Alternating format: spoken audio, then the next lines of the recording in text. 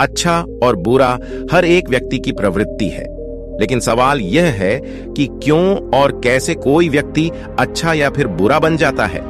वहीं इससे भी जरूरी चीज यह है कि अच्छा इंसान कैसे बने। आज संसार में चारों ओर बुराई ही बुराई है। दंगे फसाद, लड़ाई झगड़े, हत्या और आपराधिक कामों से जुड़ी खबरों की कोई कमी नहीं है। इसका कारण है इंसान का बुरा बनना। जब इंसान की प्रवृत्ति बुरी हो जाती है तो संसार भी बुराइयों से भर जाता है। गौतम बुद्ध की इस कहानी से हम ये जानेंगे क्यों कोई व्यक्ति बुरा बन जाता है और बुरे काम करने लगता है। साथ ही एक अच्छा इंसान बनने के लिए हमें क्या करना चाहिए। एक गांव में एक शातिर चोर रहता था। पूरा गांव उस चोर के बारे में जानता था, इसके बावजूद भी कोई उसे पकड़ नहीं पाया। उस शातिर चोर ने अपना संपूर्ण जीवन चोरी करने में लगा दिया। चोर का एक बेटा था जिसे वह अपनी तरह ही शातिर चोर बनाना चाहता था। इसलिए वह अपने बेटे से हमेशा कहता था कि कभी किसी साधु या सन्यासी के उपदेश को मत सुनना।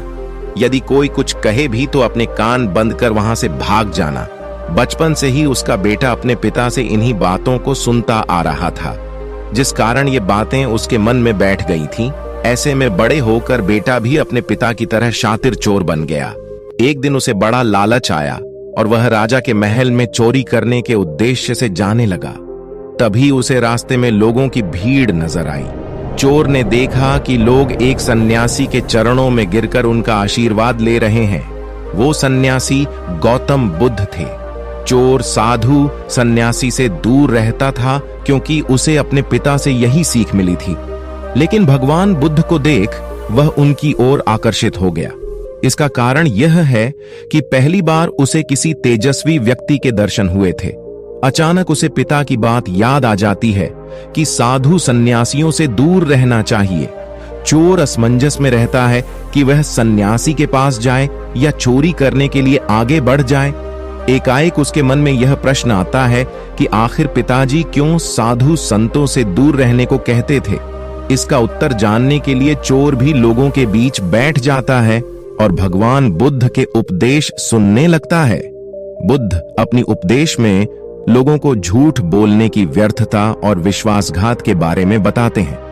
उपदेश समाप्त होने के बाद सभी लोग अपने घर लौट जाते हैं और चोर भी चोरी करने के लिए महल की तरफ निकल जाता है। लेकिन पूरे रास्ते वह यही सोचता रहता है कि क्यों न उस सन्यासी के उपदेश को एक बार पालन करके देखा जाए। इसी विचार से वह चोरी करने के लिए महल की दीवार से कूदने के बजाय महल के द्वार से अंदर जाता है।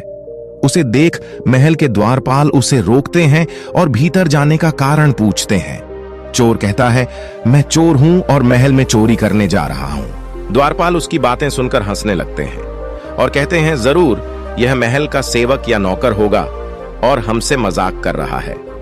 यह सोचकर वे उसे महल के अंदर जाने दे देते हैं। महल जाने के बाद चोर खजाना रखे तिजोरी के पास पहुंच जाता है और तिजोरी को तोड़कर धन और आभूषण को पोटली में भरकर भागने लगता है। तभी उसकी नजर महल के रसोई पर पड़ती है। रात होने के कारण सभी सो रहे होते हैं और रसोई में कोई नहीं रहता है। चोर को जोर की भूख लगी थी, इसीलिए वह रसोई में जाकर पेट भर खाना खा लेता है। इसके बाद चोर वहां से जाने लगता है। तभी उसे बुद्ध के उपदेश में सुनी दूसरी बात याद आती है कि जिसका नमक खाया है उसके साथ कभी भी विश्वासघात नहीं करना चाहिए। चोर सोचता है, मैंने इस महल का नमक खाया है, ऐसे में इनका धन चोरी करके मैं इनके साथ विश्वासघात करूंगा। इसीलिए चोर चुराए हुए धन को रसोई में ही छोड़कर जाने लगता है।